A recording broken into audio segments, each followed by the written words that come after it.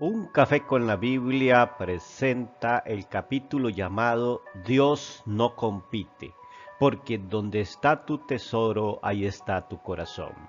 Gracias por conectarse con nosotros y manténgase en sintonía para que pueda disfrutar de este mensaje de edificación.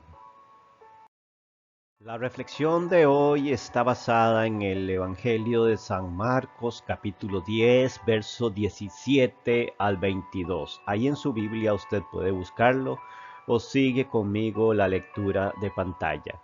Dice así el joven rico: Cuando Jesús salía para irse, vino un hombre corriendo y arrodillándose delante de él, le preguntó: Maestro bueno, ¿qué haré para heredar la vida eterna?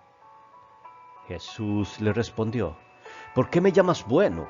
Nadie es bueno sino solo uno, Dios. Tú sabes los mandamientos: no mates, no cometas adulterio, no hurtes, no des falso testimonio, no defraudes, honra a tu padre y a tu madre. Maestro, todo esto lo he guardado desde mi juventud, dijo el hombre. Jesús, mirándolo, lo amó y le dijo: Una cosa te falta.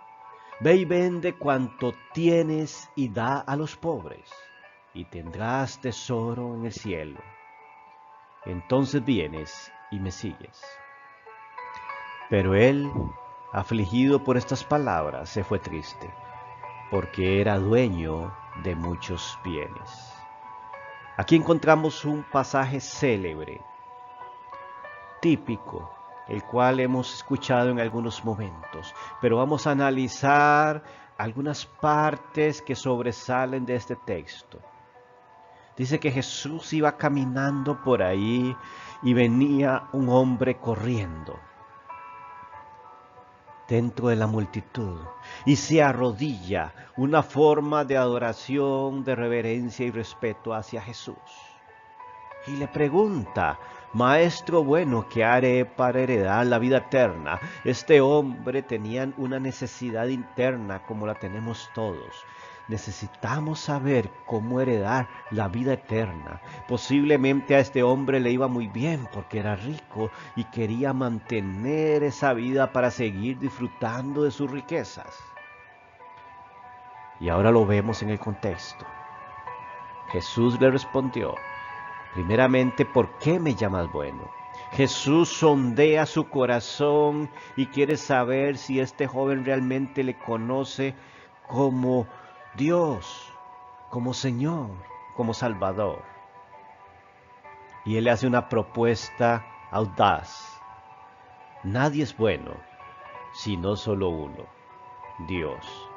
Y definitivamente calma los bríos de aquel joven, porque aquel joven venía a impresionar, a proponer su bondad delante de Jesús, quizás a que Jesús lo felicitara por sus acciones, porque creía ser muy buena persona, cumplidor de la ley. Entonces Jesús de una vez dice: ni siquiera yo, como hijo de Dios, me considero bueno. Y él le da lugar al Dios, al Padre Todopoderoso. Sin lugar a dudas, Jesús era bueno, pero él baja toda expectativa de aquel joven al justificarse a sí mismo con esta frase. Ahora bien, el verso 19 dice: Tú sabes los mandamientos. Jesús comienza a darle los mandamientos, los de la ley, los básicos, los que conocía todo el pueblo de Israel. No matarás, no cometerás adulterio, no hurtarás, no de falso testimonio, no defraudes, y honra a tu padre y a tu madre. Jesús resume esos mandamientos. Ese joven los sabía de memoria. Y el joven responde de una forma quizás un poco sobresaliente. para que lo escuchara los que estaban alrededor suyo. Maestro, todo esto lo he guardado desde mi juventud. Desde muy joven este hombre dice que guardó los mandamientos. Pero Jesús le hace una prueba innegable. ¿Ok? Dice que guarda los mandamientos. Vamos a ver si se niega por Dios. Y entonces Jesús mirándolo dice que lo amó y le dijo, como quien dice, se compadeció de su ignorancia al pensar que con eso iba a heredar el reino de los cielos. Dice que mirándolo lo amó, no lo hizo como una exhortación para humillarlo, sino para corregirlo. Y le dijo, una cosa te falta. Ve y vende cuanto tienes y da a los pobres, y tendrás tesoros en los cielos. Entonces vienes y me sigues. Pero él, afligido por estas palabras, se fue triste porque era dueño de muchas cosas. ¿Qué hizo Jesús ahí? Una radiografía de su alma, de su espíritu y de su interior, de las intenciones del corazón de aquel joven. Fue lo que hizo. Él penetró hasta lo profundo del corazón y le demuestra que este hombre no se justifica por guardar solamente los mandamientos, sino porque no amaba a Dios realmente, amaba las cosas de este mundo. Y realmente Jesús no necesita que usted y yo vendamos lo que tenemos, pero sí que nos neguemos a nosotros mismos. Y que en algún momento renunciemos a estas cosas por seguirle. Este hombre tenía mucho dinero. Era poseedor de grandes terrenos, fincas, ganado posiblemente. Y Jesús le hace esa prueba. Si dices que lo guarda todo, vende todo y dáselo a los pobres. Mira que aquí él menciona a los pobres. Siempre es necesario la ayuda mutua, la ayuda social. Es necesario recordarse del prójimo. Posiblemente este hombre no se acordaba nunca de su prójimo, de aquel necesitado. Y después de esto le dijo, entonces vienes y me sigues así, sin dinero, así sin bienes. Otra persona hubiera preferido que lo siguiera con bienes porque iba a disfrutar de esos bienes posiblemente. Pero a Jesús no le interesaban los bienes terrenales. Y la reacción en el verso 22 indica que este joven no estaba preparado para seguir a Jesús. Dice que se afligió mucho y se fue muy triste, porque él sabía que si vendía todo, no iba a poder sobrevivir. Él creía que los bienes de este mundo era lo que lo sostenía. Y quizás él quería vivir muchos años, tener vida eterna, pero en ese tipo de riqueza. Y Jesús no promete riquezas a las personas, riquezas materiales. Quizás pueden venir por añadidura, por bendición de Dios, conforme su voluntad, en el momento que Él lo quiere. Pero no promete riquezas materiales para los que lo siguen. Aquel hombre se retira y Jesús habla a sus discípulos y a la gente que lo escuchaba por ahí. Y le dice en el verso 23, Jesús, mirando en derredor, dijo a sus discípulos, qué difícil será para los que tienen riquezas entrar en el reino de Dios. Los discípulos se asombraron de sus palabras, pero Jesús respondiendo de nuevo les dijo, hijos, qué difícil es entrar en el reino de Dios. Es más fácil para un camello pasar por el ojo de una aguja que para un rico entrar en el reino de Dios.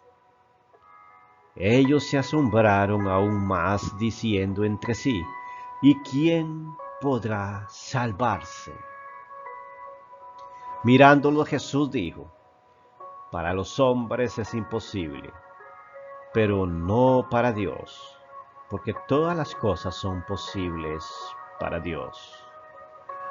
Es un pasaje interesante y que ha traído debates teológicos, intelectuales, históricos a través de la historia. Y hay un punto interesante en este pasaje, el verso 25 es el más discutido por muchos pensadores.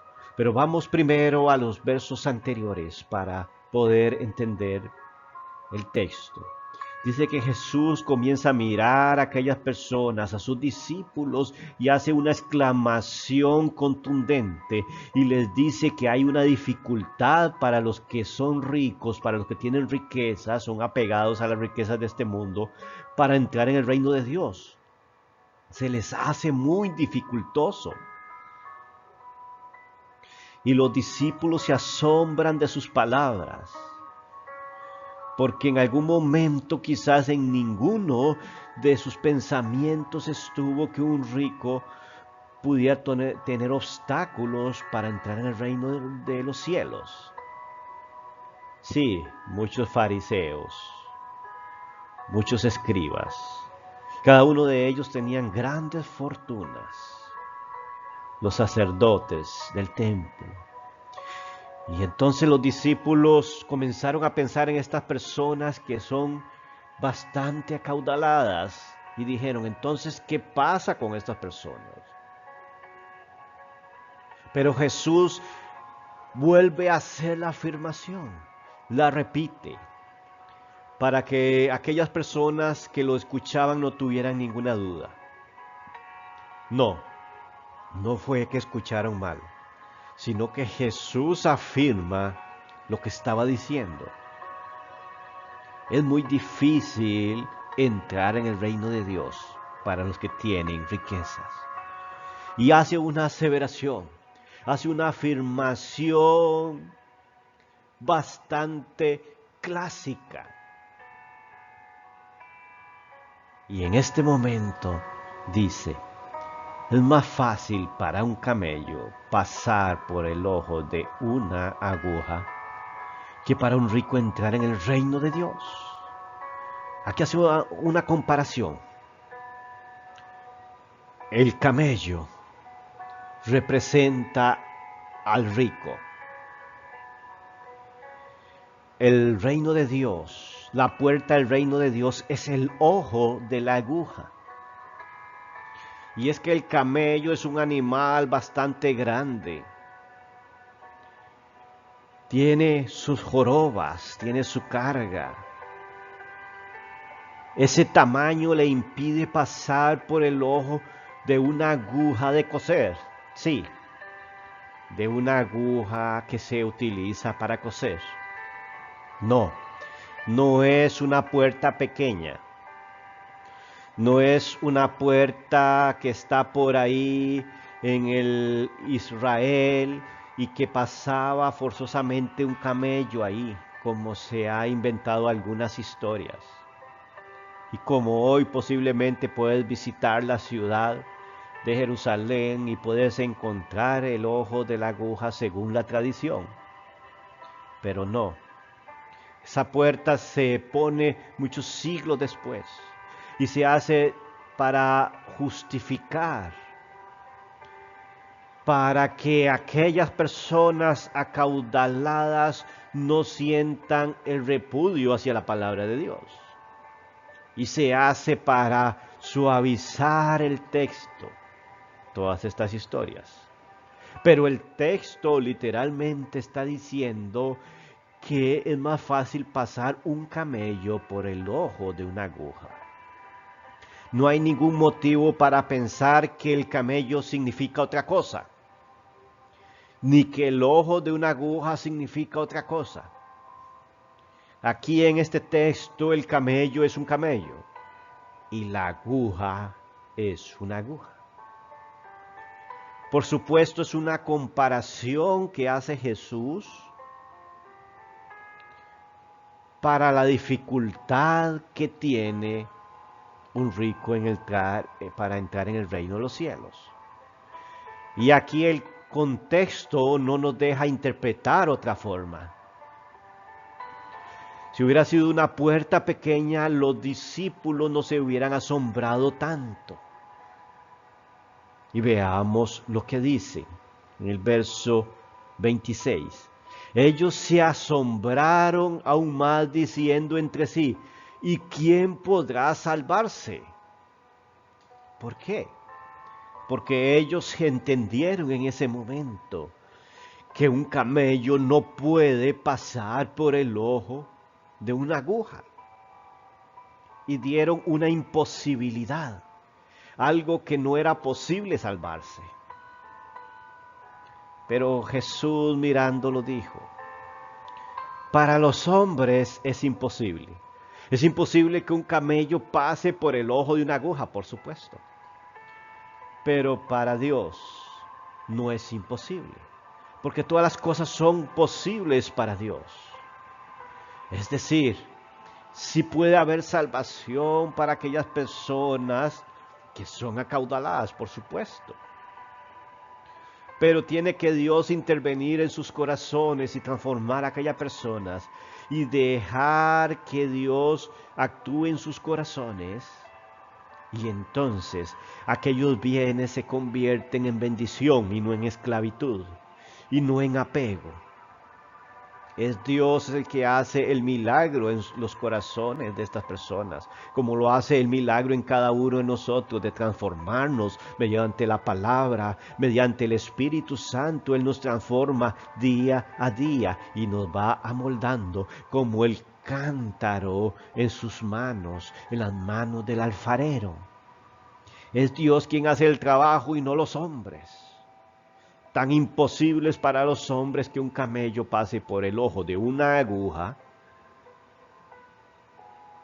que para un rico entrar en el reino de los cielos. Pero el trabajo es de Dios, no de los hombres.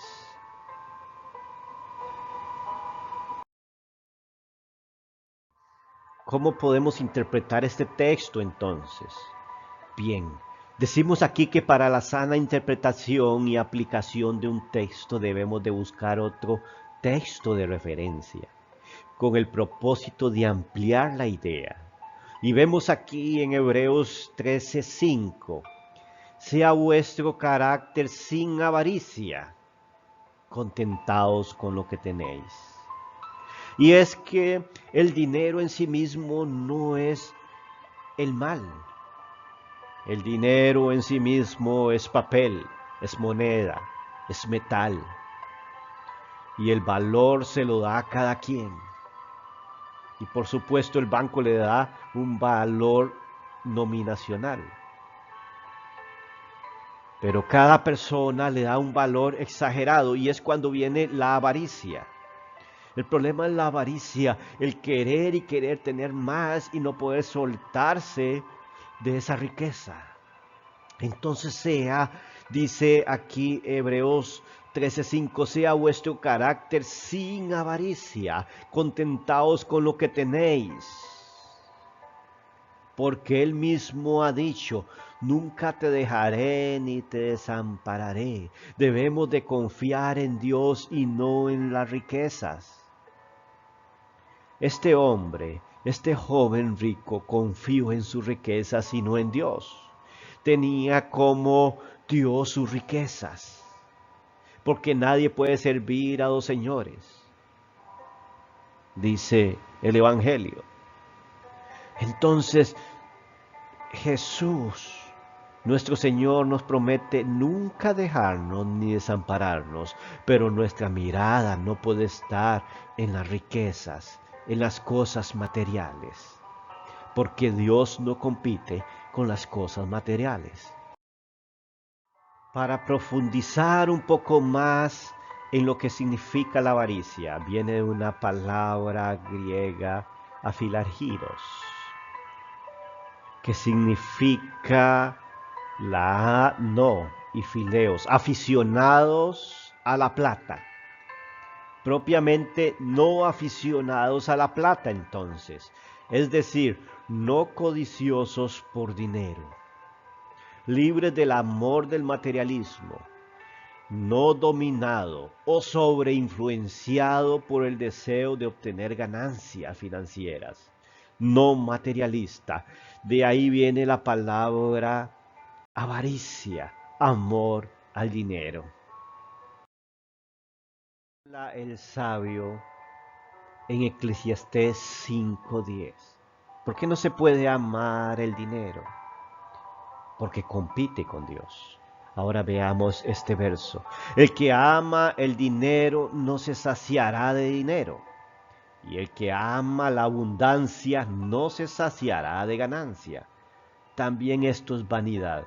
Eclesiastés 5:10 nos está hablando claramente que aquel que tiene un amor profundo por el dinero no se va a saciar de él. Esto es avaricia. Está compitiendo con Dios. Y el que ama la abundancia no se saciará de ganancia. Mientras más tiene, más quiere. Nunca le alcanza lo que tiene. Esto es vanidad, esto es desprecio, dice. Esto es solo algo secundario que caduca, nos está hablando el sabio en este pasaje. Siguiendo con el tema, Lucas 12, 13, 15, encontramos un pasaje que nos da soporte a este tema. Dice en el verso 13, uno de la multitud le dijo, Maestro, di a mi hermano que divida la herencia conmigo. Pero él le dijo, hombres, ¿quién me ha puesto por juez y árbitro sobre vosotros? Y él les dijo, estad atentos y guardados de toda forma de avaricia, porque aun cuando alguien tenga abundancia, su vida no consiste en sus bienes. Aquí Jesús pasa una escena bastante particular. Y es que vinieron algunos hombres por ahí, dos hermanos, y pensaron que Jesús era un juez, un maestro, porque algunos de estos maestros de la ley sí funcionaban como jueces y podían decir de alguna forma a quién les tocaba una herencia, pues era un tipo de costumbre que ellos tenían. Entonces viene al maestro Jesús y le dice, dile a mi hermano que divida la herencia conmigo. Es decir, parecía que había una causa injusta ahí entre hermanos. Pero Jesús le responde, hombres, ¿quién me ha puesto por juez y árbitro entre vosotros? Jesús no viene a repartir herencias a esta tierra. Jesús no vino a ser árbitro aquí y decir a ti te toca, a ti no te toca. Jesús vino a morir por la humanidad, a salvar al mundo. Y les dijo, estad atentos y guardados de toda forma de avaricia. O sea, la avaricia puede tener diversas formas y esto es una manifestación. El querer repartir la herencia con ansias. Si tú o yo tenemos algunos bienes materiales, que eso sea para honrar a Dios, para ayudar a otras personas, para poder disfrutar nosotros también, pero sin un tipo de avaricia. Porque aun cuando alguien tenga abundancia, dice, su vida no consiste en sus bienes. No pensemos que estamos en el mundo solamente para trabajar y ganar dinero, para tener y tener más. En eso no consiste la vida. La vida tiene múltiples caras y Jesús necesita que entendamos que nuestra vida está escondida con Él en Dios. El ser humano tiene dos caminos. Y aquí el clásico pasaje. Ningún siervo puede servir a dos señores, porque o aborrecerá a uno y amará al otro, o se apegará a uno y despreciará al otro. No podéis servir a Dios y a las riquezas. Jesús fue enfático con este tema. No podemos tener dos señores. Cuidado aquellos que tienen o tenemos algunos bienes materiales, que eso no se vuelva en Señor y que nosotros no nos volvamos serviles a ese bien material. Hay personas que pierden su vida, su familia por ganancias, por obtener fincas, ganancias, trabajos, puestos, que al final no significan nada cuando pasamos a la eternidad. Recordemos que hay una eternidad. La vida no se acaba. Después de la muerte hay una puerta que nos llevará a la vida eterna. Si hemos creído en Jesús, nos llevará al lugar donde Él está. Y ahí el dinero no funciona. Aquí nos dice que no podemos servir a Dios y a las riquezas. Y hay aquellas personas incluso que no tienen mucho dinero, pero tienen un poquito y creen tener mucho y aún así ese poquito los desvía. Aquí estamos hablando de avaricia, del obtener y el obtener. Ahora, bien, a Dios gracias por aquellas personas que tienen en abundancia y lo comparten y lo ponen al servicio del Señor. Y hay muchas personas que Dios ha transformado el corazón y que ese dinero es una herramienta para acrecentar la predicación del Evangelio de Dios. Hemos hablado de la avaricia, el amor al dinero, aquellos que ponen el dinero antes que a Dios y sin importar si tienen mucho o poco. Aquellos que confían tanto en sus riquezas que sin ellas no podrían sobrevivir según ellos. Pero también que otras cosas nos pueden apartar de Dios, porque no solamente la avaricia, el dinero. Existe el deseo de fama, la sed de ser reconocido, el deporte, una carrera profesional nos puede desviar del Señor también. ¿Dónde ponemos esas cosas? ¿En primero, segundo o tercer lugar? Debemos de preguntarnos. Haz una meditación en tu corazón. ¿Qué te está apartando del Señor? Deja eso y ponga al Señor en primer lugar. Gracias por estar con un café con la Biblia. Esto ha sido una pequeña disertación para nuestras vidas. Te recomendamos que te suscribas al canal para que recibas todas nuestras enseñanzas y aplica la notificación. Ahora bien, si quieres comunicarse con nosotros, en la descripción te dejamos un correo para que puedas preguntar o para que puedas exponer tu tema o si quieres que hablemos de algún tema que siempre te ha intrigado, lo podemos hacer. Te invitamos a que comparta con nosotros los jueves a las 6:30 también en vivo los estudios bíblicos donde podemos dar aportes, preguntar y compartir con otros. Muchas bendiciones a cada uno de ustedes.